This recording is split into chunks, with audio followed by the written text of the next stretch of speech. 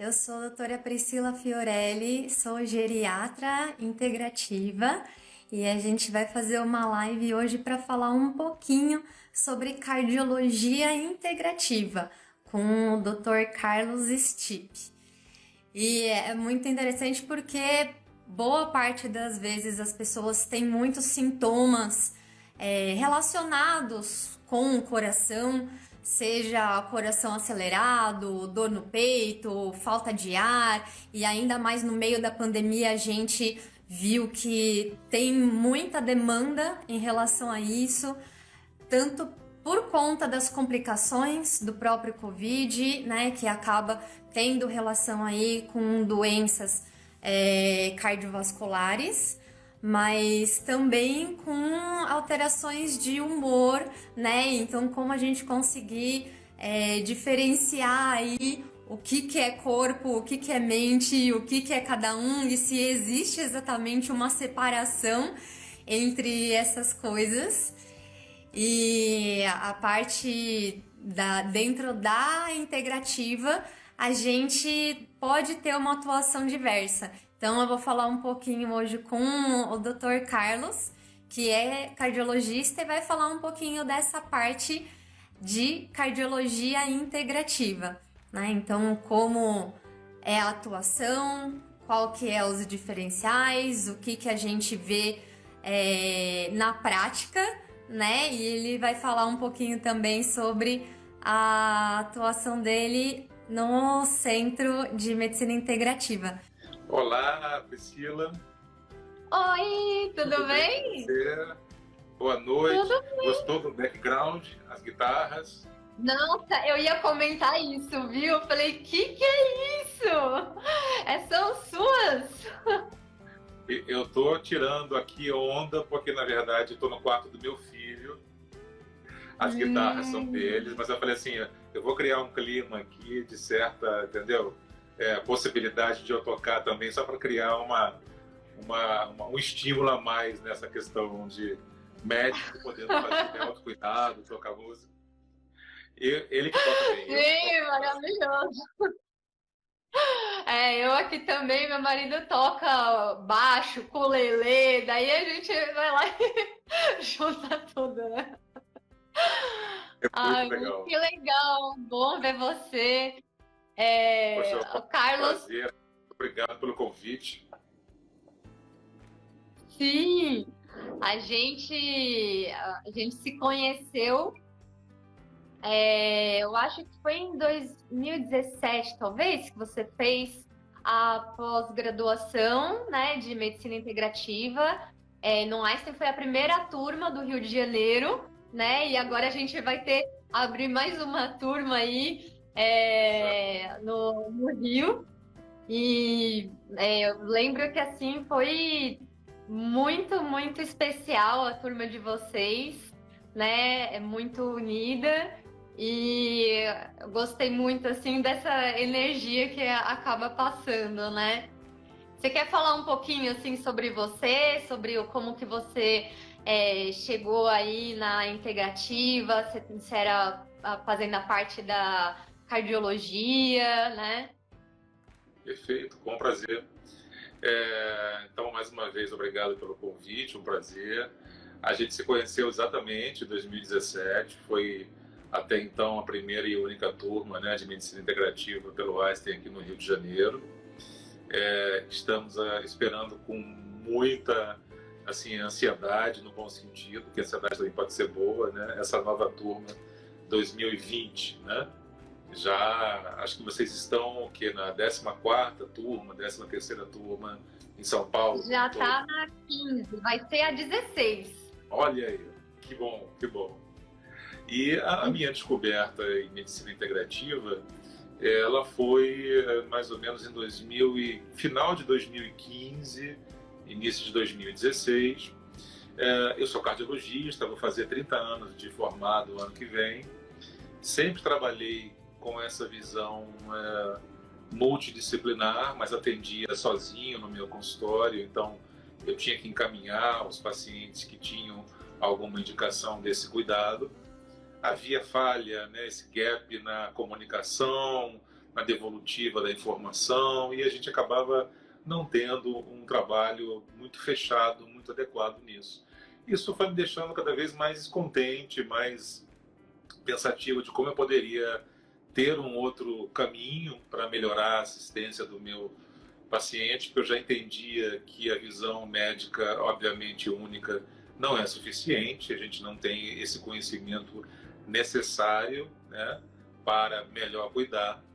E eu comecei com a ideia de criar um centro multidisciplinar, um centro que tivesse outras especialidades, não só médicas, como também da área da saúde. E nessa busca do melhor nome, de começar a pesquisar em volta, na parte de possíveis concorrentes, enfim, eu estava ali como um consultório, mas agora eu ia fazer uma outra escala, né? Colocando equipe multidisciplinar, equipe interdisciplinar, pumba, apareceu um nome que eu não tinha a menor ideia o que era medicina integrativa. E em cima disso eu comecei a dar uma lida na internet, procurando, achei que pudesse ter tudo a ver com o que eu queria, e comecei a ter muito desejo de vir a estudar melhor, enfim, e a fazer inclusive a pós-graduação, que depois na sequência eu achei a pós-graduação do Einstein, quando eu vi justamente, né, o hospital já há 13 anos tem medicina integrativa, né, o Sírio de uma forma um pouco diferente há 12, e aí você começa a achar as referências das grandes universidades americanas, e aí você vê Harvard, você vê Arizona, você vê as faculdades, as universidades como um todo falando, ensinando, assistindo seus pacientes com esse modelo de medicina integrativa. Eu falei, olha, é por aqui. Existe estofo, existe base científica, tem gente muito boa fazendo, e eu vou tentar entender um pouco melhor o que é isso. E aí eu criei esse serviço já com esse nome, né, de uma clínica. É uma coisa totalmente arrojada e até certo ponto inconsequente, mas eu falei assim, já vai ser a minha pegada, é isso que eu vou estudar, e eu vou criar um centro de medicina integrativa. Quando eu entrei no Einstein, em 2017, eu, na verdade, tinha aberto há 2 semanas antes a clínica, né?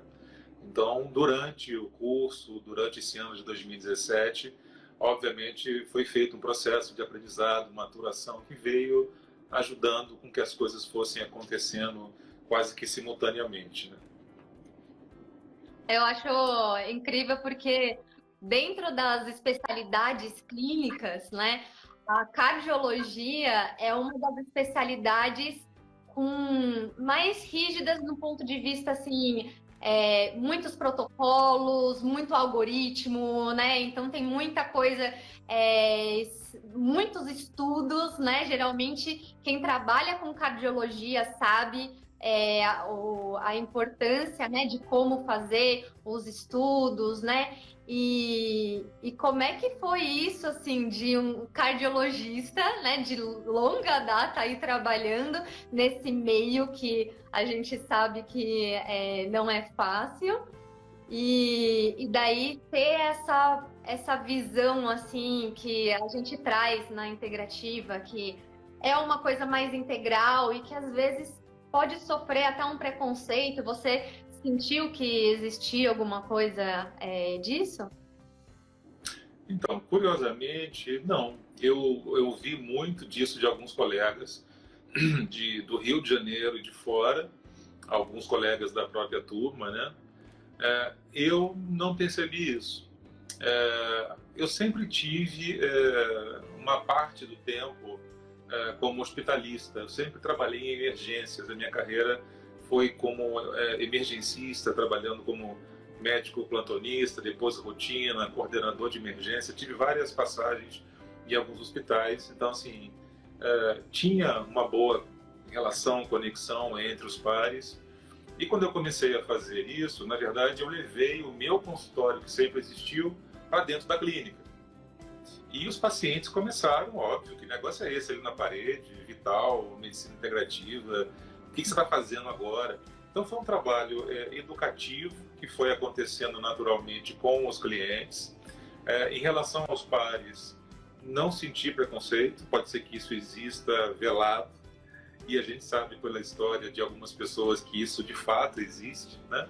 Mas o que eu acho que dá muita segurança para a gente é justamente o que o Dr. Paulo, né, do Tarso Lina, nosso coordenador da pós, sempre fala, né, a evidência científica, né?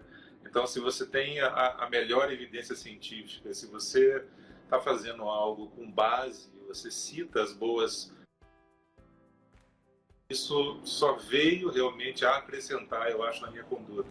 Até porque há essa demanda reprimida, né, desse tipo de paciente, né, dessa assistência que falta, mais humanizada e com o paciente participando, compartilhando o seu plano terapêutico. Isso a gente não vê muito claramente nessa medicina clássica, ocidental, né, convencional. E, na verdade, a medicina integrativa e a cardiologia integrativa, ela vem trazer esse olhar que se soma a esses melhores protocolos, né? Então, olha, os protocolos, eles são os mesmos, as referências, as melhores práticas são as mesmas, nada mudou, mas agora a gente pode trabalhar num campo tanto de prevenção quanto de tratamento e segmento de doentes crônicos e também na reabilitação com algumas questões, algumas práticas que vão melhorar a sua percepção de bem-estar, vão provavelmente algumas vezes diminuir doses de medicamentos e vão trazer um benefício muito mais amplo, né? Porque aquela velha história que sempre falta um gap no tratamento, né? Às vezes você tem ali aquelas questões, olha, minha pressão está controlada, eu não fumo, minha glicose é ótima, meu nível de LDL colesterol é fantástico, mas essa pessoa também infarta, ela também tem AVC, ela também tem complicações. O que falta se eu tenho, teoricamente, os melhores índices, os melhores parâmetros de controle, né? Falta muitas vezes essa questão emocional, a questão dos aspectos morais, né, do indivíduo em relação à espiritualidade, a gestão do estresse. Isso passa despercebido e ninguém cuida, né? Se você não vai a um psiquiatra ou um psicólogo porque você se considera apto a isso, né, você necessita disso, é uma terra de ninguém. E esse paciente, essa pessoa, fica totalmente solta numa evolução de doença. Uhum. Não, é muito legal isso. E até a doutora Priscila também, que é cardiologista integrativa também, né? Oi, Pri, tudo bem? Ela também falou que percebeu mais curiosidade dos colegas. Eu fico muito feliz de saber isso, né? Até porque, como você disse, muitas das coisas que a gente tem na medicina convencional também acaba, às vezes, focando para um tratamento, alguma coisa específica, mas dentro da medicina integrativa a gente pode ver outras coisas. E tem um estudo interessante que é de um dos professores lá do Hospital das Clínicas de Geriatria, né, que é o Dr. Curiati. Ele chegou a fazer a tese de doutorado dele dentro de pacientes com insuficiência cardíaca, em que no mestrado dele, ele primeiro fez uma otimização, então ele usou a medicação até o nível máximo ideal que conseguia para cada paciente, né? Então, quer dizer, fez o protocolo lá, seguiu a medicação, o que seria o melhor indicado de tudo. E daí o trabalho de doutorado dele foi pegar esses mesmos pacientes com toda a medicação e todo o resto otimizado e fazer a prática de meditação, né? Para poder ver se tinha alguma diferença em relação ao controle de sintomas, qualidade de vida, né? E principalmente de estresse. E ele viu que teve um resultado positivo. Então, isso que você trouxe, que mesmo que a gente faça todo o tratamento convencional e que precisa fazer e que é ótimo, às vezes pode sobrar algumas frestinhas aí que a gente pode ajudar e otimizar mais, né? E como que você vê, assim, o que você acha que muda? Você acha que você já fazia, né? Pelo que eu entendo, eu acho que até quando você colocou o nome da clínica de medicina integrativa, não acho que foi nenhuma audácia, porque na verdade você já era integrativa, né? Eu entendo que você é só um nome que acabou descobrindo, né? O que pode chamar, né? Mas você chegou a mudar alguma coisa na prática ao longo do tempo para ir ver e falar, não, isso daqui que eu estou fazendo é integrativo, assim, o que exatamente na prática você consegue perceber que de atuação integrativa auxiliou, somou à sua atividade de cardiologista? Sim, eu acho que eu sempre fiz essa visão de um cuidado mais amplo e usando a questão multidisciplinar. Eu acho que com a pós, a questão da integrativa mesmo veio com mais base teórica e mais conceitos que você realmente não tinha, né? Então, por mais que você escutasse, fizesse uma anamnese bastante cuidadosa, deixasse o paciente falar e ouvisse, fizesse uma escuta ativa, eu acho que a pós traz essas definições, essas ferramentas de uma forma assim fundamental da gente acessar para que a gente consiga, né, melhorar ainda mais essa consulta, essa atenção ao cliente. E você, a partir dessa melhor maneira de ouvir, de você realmente não interromper esse paciente precocemente, eu sempre deixei o paciente falar. A gente sabe que essa escuta ativa, não só ela traz o diagnóstico, né, pela anamnese, mas como também você se permite criar mais conexões e ter um compartilhamento muito maior no final da consulta em relação no final da consulta cria um plano terapêutico mais fácil desse paciente aderir. Então eu acho que eu trouxe essa escuta com mais qualidade, eu consegui fazer disso uma ferramenta muito importante nas minhas consultas, a ferramenta do empoderamento, né, de trabalhar um pouco com essa questão da medicina comportamental, de você criar alguma estratégia para tentar modificar o comportamento, desde que faça sentido ao outro, que ele veja que isso faz sentido, né? Então, tentar ser um pouco mais coach de saúde do que, na verdade, um intervencionista de que você tem que fazer isso, tem que mudar, tem que aumentar a dose, tem que caminhar, tem que perder peso. A gente sabe que isso não funciona, né? Se isso funcionasse, nós não teríamos todo esse desarranjo, né, esse descontrole que a gente tem nos nossos pacientes crônicos. Então, acho que dessa forma foi muito mais produtiva essa consulta e trazendo, né, justamente nessa prevenção ou nesse gerenciamento desses doentes já crônicos, esse novo olhar, né? Olha, existem evidências aqui da American Heart Association, né, que a meditação pode trazer melhor controle na pressão arterial, ela pode trazer uma diminuição de risco nos eventos cardiovasculares. Você pode, numa hipertensão estágio 1, né, chamada leve, eventualmente, se você praticar, nem precisar de medicamento. Ou se você toma uma série de medicamentos, você pode diminuí-la. Então, acho que a medicina mente-corpo, que as evidências são mais robustas, né, são práticas que eu passei obviamente, se isso fizer sentido e couber como espaço ao cliente, né, de uma proposição maior nesse contexto do tratamento cardiológico, né? Então, sempre olhando o bem-estar, mas olhando intervenções mesmo mente-corpo que sejam comprovadamente eficazes para esse tratamento ser mais eficiente. Eu acho que é muito importante você trazer isso, né? Porque a gente sabe que uma das maiores causas de morte acaba sendo cardiovascular, principalmente infarto, né? Acidente vascular cerebral. E não é só a morte, mas também qualidade de vida acaba pegando bastante. E outras doenças associadas, como você falou, da pressão alta, o diabetes, a obesidade, colesterol, né? Tudo isso.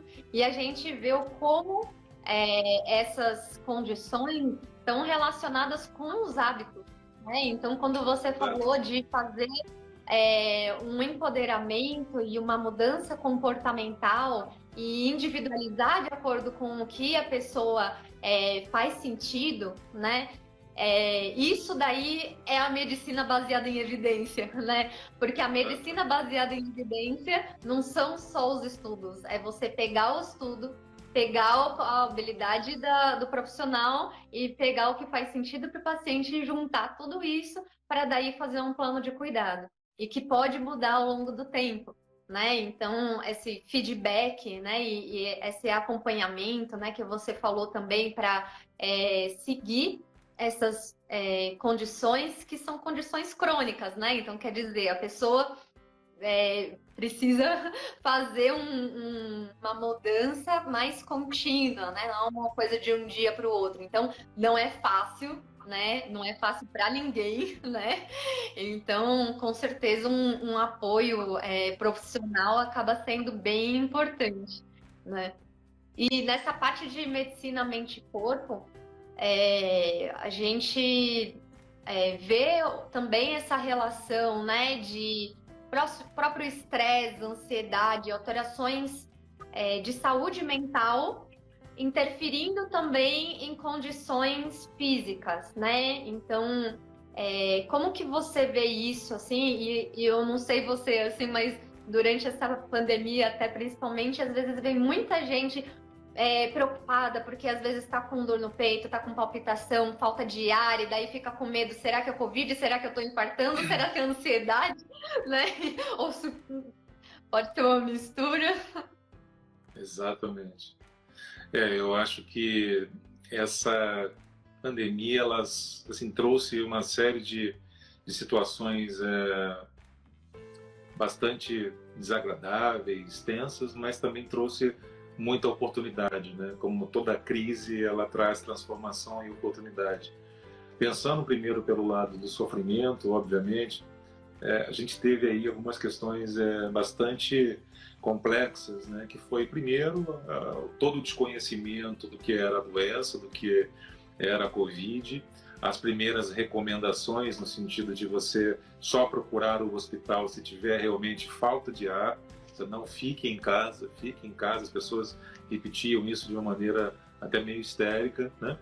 E a gente sabe que isso no mundo, né, na Europa, no Brasil, foi uma catástrofe, porque ao mesmo tempo que as pessoas se protegeram em relação ao Covid, houve uma diminuição, né, de casos de infarto com supra-ST na Europa em torno de 40% a 50%. E também os movimentos em relação aos serviços de hemodinâmica, né, com colocação de stents, enfim. Aí o mais desavisado poderia falar: oba, legal, você não quer que diminua a incidência dos infartos? Não é que os infartos diminuíram em incidência. As pessoas morreram em casa. As pessoas deixaram de procurar assistência e emergência com medo de pegar Covid. Então, assim, essa falta de ar, essa palpitação, esse desconforto no peito não deve ser nada. Isso na verdade, não é nada importante. E, com isso, a gente teve muitos problemas. O agravamento e o maior índice de mortalidade dessas doenças. Isso não foi exclusividade da cardiologia, né? Os pacientes com câncer também tiveram descontinuidade de seus tratamentos, demora na investigação, enfim. Então, do ponto de vista de pandemia, além da saúde mental, além de todo o sofrimento que aumenta a inflamação crônica sistêmica, que aumenta os fatores de risco e faz com que você tenha instabilidade clínica, né, uma angina, uma arritmia, os casos de síndrome Takotsubo, né, as cardiopatias adrenérgicas ou a síndrome do coração partido, né, que são quadros bastante, assim, de potencial fatalidade se realmente não bem conduzido, não bem tratado, cujo gatilho é um pico de ansiedade, um pico de angústia realmente, e que acomete muito mais as mulheres, né, do que os homens. Então, além dessas questões, eu acho que as oportunidades que geraram justamente para que a gente saia dessa pandemia de uma forma onde a gente não seja igual a como entrou. Eu acho que ninguém vai sair igual, mas depende de cada um de nós que isso realmente aconteça, né? Então, uma forma de ver aí a saúde de uma maneira mais integral. Acho que todo mundo, de repente, foi pego de sopetão aí, né? Eu entrei em casa e amanhã eu não poderia sair mais, amanhã eu não posso trabalhar mais, amanhã eu não posso pegar a condução, as pessoas viram que não são insubstituíveis, que elas não têm controle, que o mundo é VUCA, né? Que o mundo é volátil, ambíguo, complexo, instável, enfim. E é uma ilusão eu achar que eu tenho controle sobre mim e sobre essas questões, né? E para a saúde também é assim. Então, como eu estou em relação ao gerenciamento da minha saúde para suportar um momento como esse? E a gente já tinha pré-pandemia, esse que é a questão, é um aumento absurdo e exponencial das doenças mentais, né? O CDF, né, desse composto de vários quadros de ansiedade, doenças mentais, emocionais como um todo, já era crescente, especialmente nas corporações, nas grandes empresas, né? Os afastamentos não são mais pelos CIDs de lombalgia, pelos CIDs de alterações LER, de lesão de esforço repetitivo, isso já não ganha mais Ibope. Já são líder de afastamentos as causas de ansiedade. E essas pessoas em sofrimento, né, porque não tem esse autoconhecimento, essa predisposição de se olhar para que evolua e trate esse comportamento emocional, entraram na pandemia. Obviamente, a situação piorou muito, né? Então, foi um período de muito atendimento telefônico, telemedicina, muita solicitação, porque as pessoas passaram a adoecer de forma assim ainda maior do que elas estavam adoecendo anteriormente, com mais sofrimento, eu acho, com muito mais sensação de sofrimento. Sim, eu acho que é importante isso porque a gente tem uma via de mão dupla, né, em que as alterações de saúde mental afetam a saúde corporal e vice-versa, até porque a gente não é mente e corpo, a gente é uma coisa só, né? A gente é só um modo de dizer que a gente acaba classificando, mas na verdade não existe separação, né? E quando você falou essa questão do autoconhecimento e como que isso é importante, né? Porque quando a gente pensa, às vezes é difícil a gente pensar no dia a dia, né? No nosso cuidado, no nosso autocuidado, né? E ter o conhecimento do seu próprio corpo e como que ele funciona, né? Então, tanto do ponto de vista de deixar de valorizar, né? Ou sobre identificar, né? Eu acho que isso é uma coisa que me lembra que acaba ajudando muito essa questão do mindfulness, né? Que o mindfulness é a atenção sem julgamento para você evitar que ele faça uma sobre-identificação ou sub, né, identificação. Então, para a gente conseguir contextualizar, né? E é claro que doenças, principalmente cardíacas, né, e cardiovasculares, a gente, quando tem alguma hipótese, que tem alguma suspeita, a gente precisa avaliar um pouco melhor, né? Então, precisa, né, ir para profissional habilitado para conseguir fazer uma diferenciação e ter essa parte interdisciplinar, né, que você tanto traz, que eu acho maravilhoso, né, que justamente a parte de controle de hábitos, até alimentação, atividade física, a rotina, o estresse, né, o trabalho mesmo, às vezes a própria organização da rotina, né? Então tudo isso acaba influenciando também, né? E você quer falar um pouquinho como é que é a clínica e essa parte aí da atuação de vários profissionais, como é que funciona? Sim, eu acho assim que a medicina integrativa é a medicina da pessoa, né? Quando você faz a medicina da pessoa, você, na verdade, como você colocou na chamada da live, né? Você tem sintomas cardíacos, mas será que as coisas começam pelo coração? Será que isso tem somente a explicação do coração? E nessa abordagem que a gente tem na clínica, eu e uma nutricionista fizemos a pós-graduação, então a nutricionista Isabel Geissati trabalha comigo na clínica, né? Então a gente procura ter essa visão ampla de como olhar essa pessoa, esse indivíduo na sua plenitude. As consultas de medicina integrativa ou de cardiologia, os pacientes, as pessoas podem procurar por N maneiras, né, de entrada nessa clínica. Ela vai ser avaliada por mim e depois dessa consulta terminada, desses diagnósticos diferenciais feitos, das propostas que a gente faz em relação a esse plano terapêutico amplo. E você falou uma coisa muito importante aquela hora: a medicina baseada em evidências não é só o melhor artigo, a melhor publicação, né? Ele tem uma vírgula ali, fala em relação a desde que faça sentido e você queira usar, você queira aplicar aquele conceito para você. E aí a gente faz justamente essas questões relacionadas às terapias complementares ou integrativas, né? Então, se a gente entende e é um denominador comum, faz sentido para o cliente que ele possa começar um plano de meditação, que ele possa fazer yoga, que ele possa fazer o tai chi, que seja acupuntura, enfim, qualquer estratégia que nós possamos indicá-lo dentro ou fora da clínica, né? Nós temos essas terapias por acaso, num paciente, numa pessoa que precisa de um tratamento psicoterápico, que ela precisa de uma nutricionista para colocar um plano alimentar, porque se a dieta for inflamatória, se essa dieta não for adequada, né, ela é parte de um dos pilares importantes da nossa roda da saúde, né?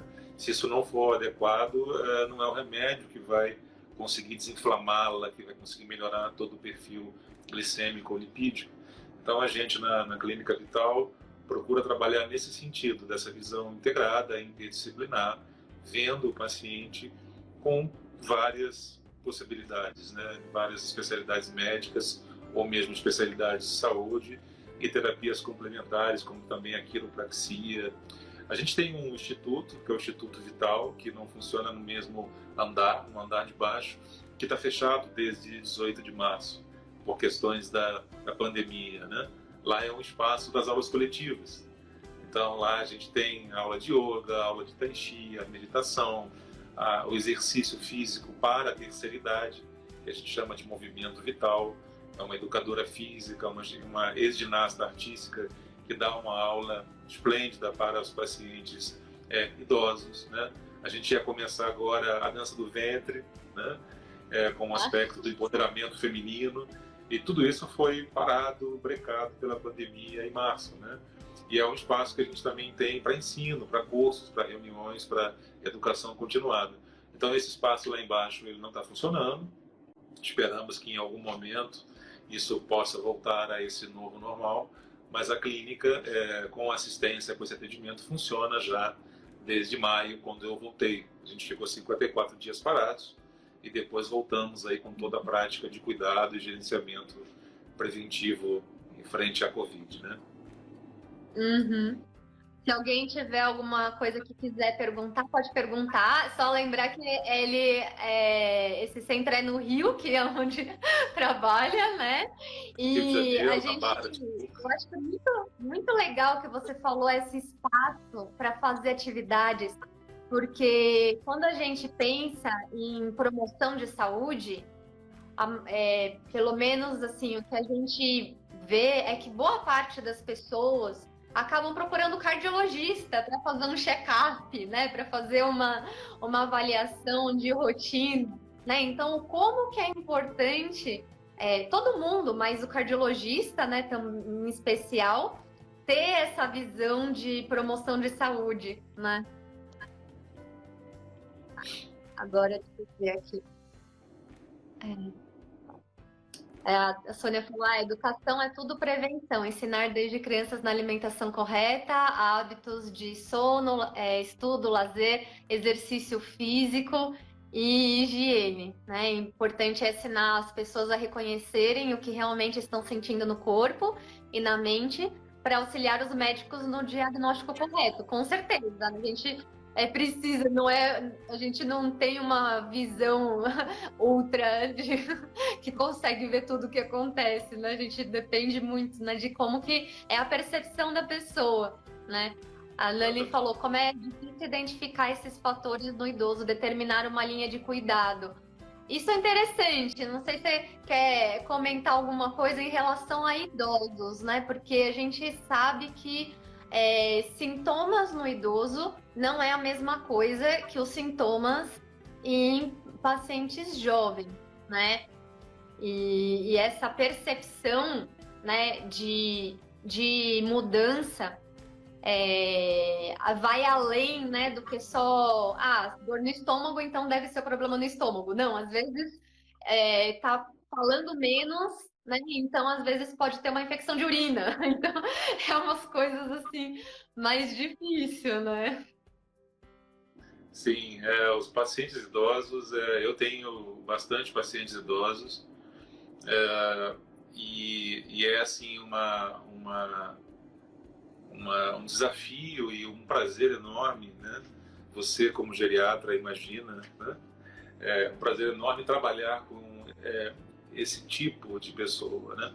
É, eu acompanho algumas pessoas há 20, 25 anos, então a gente está envelhecendo junto, né? E quanto mais idoso, ou idoso, muito idoso, quer dizer, já começam a ter as síndromes, né, de alterações cognitivas, disfunções cognitivas do idoso. O idoso ele vai ter muitas perdas, e se ele não tiver esses pensamentos positivos, esse afeto positivo, aumenta a incidência de ansiedade e depressão, né? Ele vai ter muita hipoacusia, ele vai escutar menos e com isso ele se retrai e acaba piorando ainda mais a depressão, a conexão, essa relação interpessoal. E a própria fisiologia, né, desse órgão, desse organismo mais idoso, e também na fisiopatologia, no surgimento das doenças, como você falou, é muito distinto, né? Então, o intestino vai absorver menos, o sistema urinário vai tender a ter escapes, porque a bexiga vai estar hiperreativa ou vai ter alguma queda de bexiga. No lado cardíaco, ele vai fazer dores atípicas e anginas, você vai ficar esperando aquela angina clássica, você não vai ver os sinais que podem ser de síncope ou de um equivalente anginoso através da dispneia como um sinal de uma doença coronariana. Uma insuficiência cardíaca no idoso é mais insidiosa, é diferente. Então, é uma particularidade muito grande e, de novo, fazendo a gestão da pessoa, integrando o cuidado, ouvindo, tendo essa habilidade de ouvir, porque ele vai te falar coisas ali que, se você não estiver atento, você vai deixar passar e vai ser muito importante para depois você voltar e fazer uma anamnese dirigida para tentar chegar mais ao diagnóstico, né? Então, é ficar muito atento a essas nuances, a essas diferenças, né, entre o paciente mais jovem e o paciente mais idoso.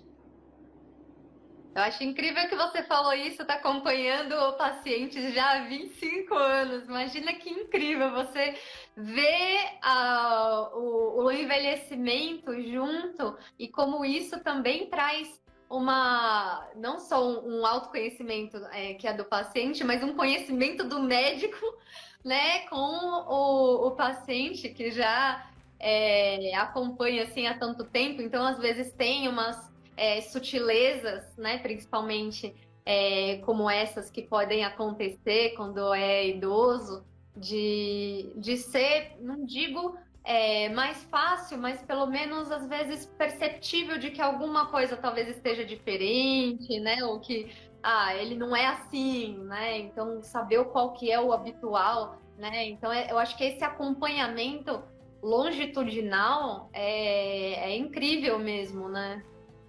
Para poder essa possibilidade, né, Priscila, de fazer um atendimento como uma medicina de família, né? Você aborda, você acompanha o pai, a mãe, os filhos, você faz uma gestão que as pessoas mesmo dizem. Antigamente tinha, sei lá, o médico de família, a gente procurava ele para tudo.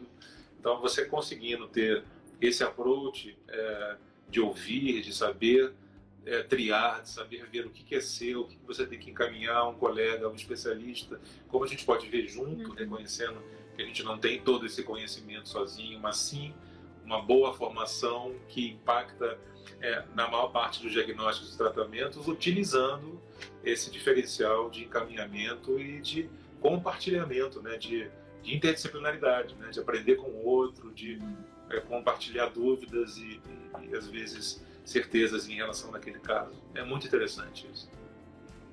Não, eu acho que é muito importante você falar isso, porque com certeza a ideia não é que um profissional vai ter que saber tudo. Às vezes pode perceber, tem alguma coisa de errado, eu não sei direito, né, o que pode ser, ou às vezes sei, daí encaminha para um tratamento outro auxiliar específico, né? Então, às vezes compartilhar com os outros profissionais que já acompanham, né? Então, eu gosto às vezes de conversar com um psicólogo, com um nutricionista, né, ou com os outros profissionais que estão acompanhando o paciente, às vezes para ter uma visão mesmo, né, do que acha que está acontecendo, né, ou às vezes até alinhar uma conduta, né, então eu acho que isso é fundamental, né. Exatamente. Esse é o ponto. A O Sandra paciente falou vai que ganhar muito, né? Ele vai remédio ganhar. não é só dar remédio. Hã? Desculpe. Eu falei. Não, tava a Sandra falando que não é só dar remédio, né? E essa relação de medicina baseada em evidência que tem que considerar. Aí a Lourdes falou: Dr. Carlos tem esse dom maravilhoso de nos fazer sentir seguros em relação a tudo que nos propõe nas consultas. 20 anos acompanhando e sendo cuidados por esse profissional maravilhoso. Ai, que lindo! Obrigado, Lourdes. A gente combinou de você entrar aí, ó. Não, tenho certeza que é um privilégio mesmo ter esse acompanhamento com você, que eu confio muito, né, na sua competência como profissional, como pessoa, e eu gosto de trazer como pessoa que você tem um perfil de agregador, né? Então, sempre essa questão de juntar, de ser interdisciplinar, de fazer a clínica e na turma também e com os outros profissionais amigos. Então, eu acho que é muito importante isso, porque cada pessoa eu sinto que tem uma habilidade que é importante para fazer essa troca, né? Então, eu vejo como você tem essa habilidade de união, né? De agregar, né? As pessoas e os trabalhos, né? Então, eu acho isso incrível. Eu acho que é construir essa corrente, né?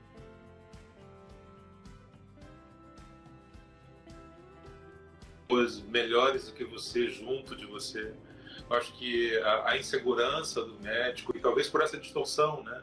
De você não perceber que você pode dizer, não sei tudo, isso eu tenho que estudar, isso eu vou procurar entender, ou isso eu vou encaminhar alguém que saiba melhor. Às vezes essa incapacidade gera uma prepotência que afasta não só o paciente, ou deixa totalmente mal visto do que ele vai ser. Tem uma pseudo aí certeza de que as coisas estão indo bem e na verdade não está, mas como a gente acaba fazendo isso com os próprios colegas, né? E a gente acaba não conseguindo criar esse time, essa equipe. Então é um exercício, não é fácil. Às vezes no começo, né, dava, óbvio, eu passei por momentos de ter dúvidas, mas será que isso vai mostrar uma fragilidade que vai ser ruim, que isso vai ser entendido de maneira contrária? Não importa. Isso que seja assim, e aí você vai acabando assim, tendo pessoas que fazem sentido com você, que pensam igual a você e que na verdade também têm, né, essa mesma forma de olhar, e com isso o trabalho em equipe vai ficando cada vez melhor, né? E de novo, quem ganha é o nosso paciente, é a nossa pessoa que está ali sendo cuidada, né? Com certeza. E falando disso, de encontrar pessoas que acabam tendo o mesmo olhar, a Priscila aqui, que também é cardiologista integrativa, falou, né, Carlos, não acha que precisamos divulgar mais as práticas integrativas dentro da sociedade de cardiologia do país? Ó, lançado o desafio. Concordo com você, Priscila, concordo com você. Uma coisa que eu acho que está sendo muito interessante, eu gosto muito, né? E eu acho que a gente tem como médico também que se filiar a esse departamento, né? é o Grupo de Estudos em Espiritualidade e em Cardiologia da Sociedade Brasileira de Cardiologia, né?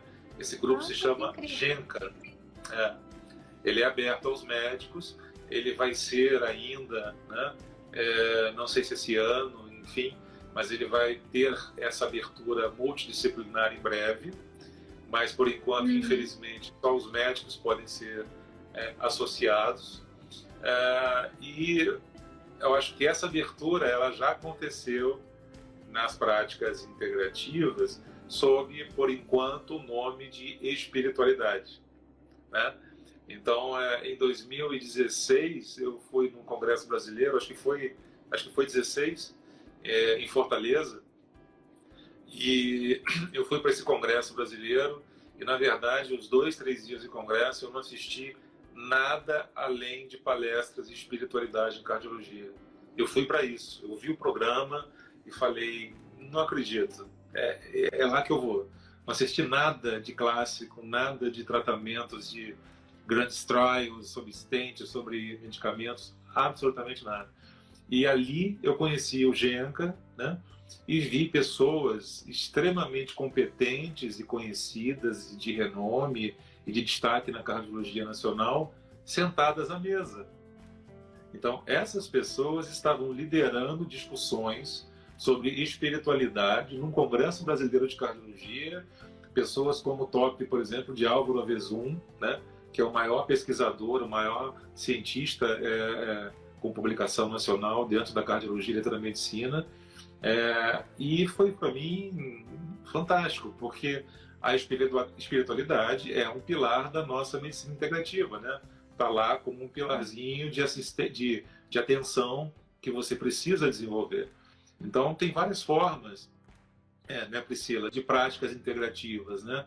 Não só as práticas complementares e integrativas, mas como esse olhar da medicina integrativa pela Universidade de Duke, né, naquela roda de saúde, que eu acho que a gente precisa, né, trabalhar conceitos de uma comunicação não violenta, a gente precisa fazer esse cultivo da gestão da paz, a gente precisa trabalhar propósito, a gente precisa, não é só o clássico da medicina de estilo de vida, que é fundamental, né, de dormir bem, fazer exercício e ter uma alimentação saudável, não fumar. Óbvio, isso aí não se discute. Isso é um pacote que já está comprovadamente aceito e que já se viu que não é o bastante e o suficiente para esse controle. Então, temos que abrir atenção para essas práticas integrativas e eu colocaria especialmente as mente, corpo e espiritualidade.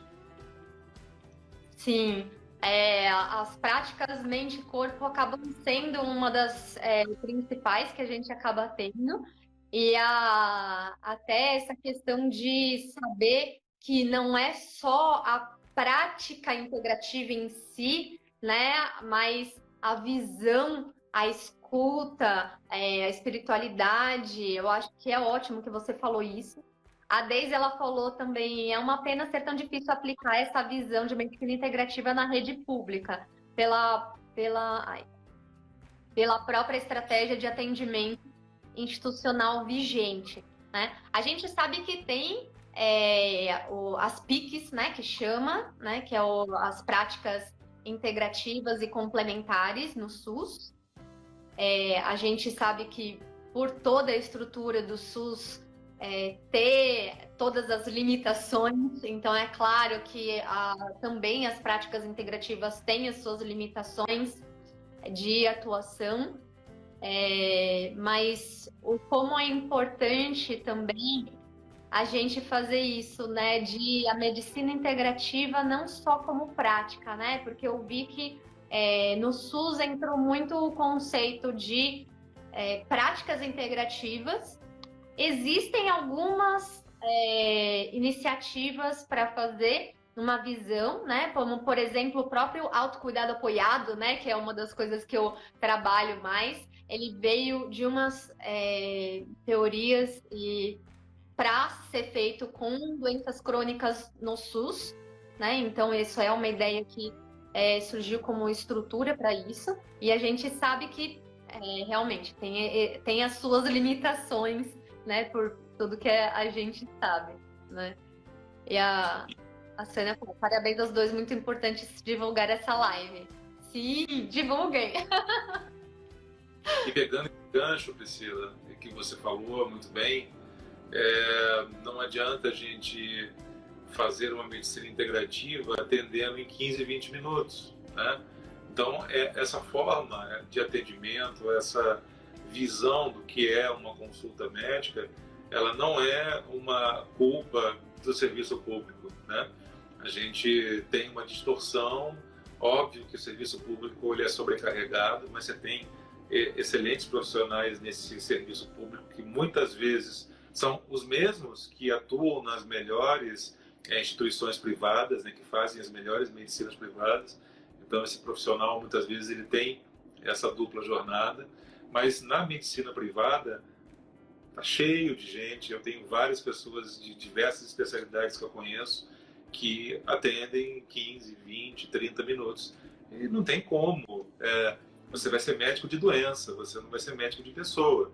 Então, assim, não adianta eu atender 15, 20 minutos e cuidar de uma doença e encaminhar essa pessoa para usar acupuntura, para fazer meditação ou para fazer qualquer outra prática, porque, na verdade, eu vou estar sendo um prescritor de práticas integrativas e não um modelo, não vou estar aplicando o próprio modelo dessa concepção. Então, acho que começa a gente querendo fazer uma boa medicina integrativa tendo escuta, conexão e tempo. Não adianta, a gente precisa de tempo para que a gente consiga ter com essa pessoa esse tipo de olhar e esse tipo de cuidado, né? As práticas integrativas elas serão, como você falou, consequências, né? Elas vão acrescentar e muito, mas se eu falhei no empoderamento, na centralização do cuidado ao paciente, no estímulo à autoeficácia para que ele perceba que pode se transformar e ele tem o controle nas mãos, não é o médico, né? Ele pode ser levado a essa transformação. Não adianta você aplicar nenhuma prática integrativa porque ela não vai dar certo, não vai ter sucesso. Uhum. Com certeza. Essa questão da gente conseguir pegar o que tem de essência da prática integrativa e usar, né? Até o Paulo, né, perguntou, fale sobre o mindfulness, né? Como que você vê isso assim dentro da cardiologia? Você falou bastante sobre espiritualidade e a gente sabe que o mindfulness, na verdade, ele deriva, né, da parte, né, de oriental budista e que acabou vindo para o ocidental, tirando um pouco essa parte religiosa, né, e fazendo um pouco mais de protocolos mesmo, né? Até porque a gente precisa de protocolo para poder fazer estudo e para poder saber direcionar a prática, né? Então, eu acho que isso é importante trazer também, né? Sim, sim. Acho que quando o John Kabat-Zinn, né, levou esse conceito para a América e começou a fazer os estudos, né, com os monges tibetanos e a gente começou a ver, na verdade, que mindfulness, que é a meditação, chamada então pelo modelo mindfulness, alterava biomarcadores sanguíneos, que fazia com que as ressonâncias magnéticas funcionais se alterassem, né? De repente, eu como meditador prático, estimulo meu lobo frontal esquerdo, eu inibo meu lobo parietal, e com isso eu tenho mais conexões, mais calma, mais concentração, mais gestão das minhas emoções. Então, assim, saiu da questão religiosa, né? Porque por preconceito as pessoas acham que por ser historicamente ter uma relação religiosa que isso não me permite fazer. Não tem nada de religioso nisso, isso é uma prática de saúde, uma prática de bem-estar, né? E que vai trazer, segundo esses estudos, tanto de biomarcadores quanto de ressonância, melhorias absurdas, né, na saúde como um todo, né? Com diminuição de infarto, com diminuição de AVC, de arritmias, de morte súbita, né? Então, eu acho que o mindfulness ele é hoje uma grande ferramenta a ser aplicada. A gente precisa de muito cuidado, né? Porque tudo que vira moda, né? E de repente a medicina integrativa vira moda e tem um monte de gente com a plaquinha na porta que não faz medicina integrativa, mas está escrito lá que é. E hoje você faz formação em mindfulness em vários lugares e às vezes também a gente tem que ter cuidado quem é o nosso formador, instrutor de Mindfulness. Mas assim, o Mindfulness aí levado a essa necessidade da atenção plena, né? De você conseguir fazer uma coisa de cada vez, você focar naquela atenção plena, naquele momento presente, ele é transformador para essa saúde mental, nessa conexão mente-corpo, que vai levar não só a esse adoecimento do psique, como do próprio organismo como um todo, né? Então, a gente vê isso nos distúrbios alimentares, a gente vê isso nas compulsões, a gente vê isso nas angústias, né? Aquela mente que vaga, que pensa em várias coisas ao mesmo tempo. As mulheres sofrem mais com isso, porque eu não sei quem inventou essa definição de que a mulher ela é multitarefa, ela tem essa condição de fazer, ela é apropriada a isso, o homem não. E, na verdade, a mulher só ganhou mais sofrimento com essa pecha, né? Porque já se sabe que se eu tenho múltiplas tarefas a executar, e a mulher muitas vezes está submetida, né, essa questão de família, do filho, do trabalho, de várias jornadas, de várias coisas, ela precisa fazer on-off para ela mudar o foco de atenção. Ela não consegue ter o mesmo grau de atenção e comprometimento com todas essas coisas simultaneamente. Há um liga-desliga para que eu mude o meu foco. E isso é altamente ansiogênico. Isso causa uma ansiedade, uma resposta psico-imuno-endocrinológica, né, extremamente desfavorável ao organismo. Então, aumenta-se muito a ansiedade, as depressões e as doenças cardiovasculares e metabólicas nessa mulher. Então, o Mindfulness pode ser uma ferramenta de centramento, né, para que a gente consiga se ver, se autoconhecer e começar a se dominar, a dominar, na verdade, o gerenciamento do seu estilo de vida. Acho essencial você trazer isso. Aí, pegando o gancho que a gente tinha falado, a prática não é só a prática em si, mas a visão que tem também. Então, o que você disse, o Mindfulness, ele tem uma prática de meditação e existem alguns protocolos voltados a diversos tipos de condições, mas a ideia central, que é essa atenção e o foco, né, a intenção, né, a atitude que você tem, e isso muda muito a regulação que a gente tem do sistema autonômico, né, e cardiovascular e mental. Então, tudo isso é muito importante. Eu, chegando aqui no final, eu acho incrível conversar com você. Um beijo para Jaque Marini, que está lá de Portugal, me vendo. Jaqueline, beijo. Saudade de você, hein?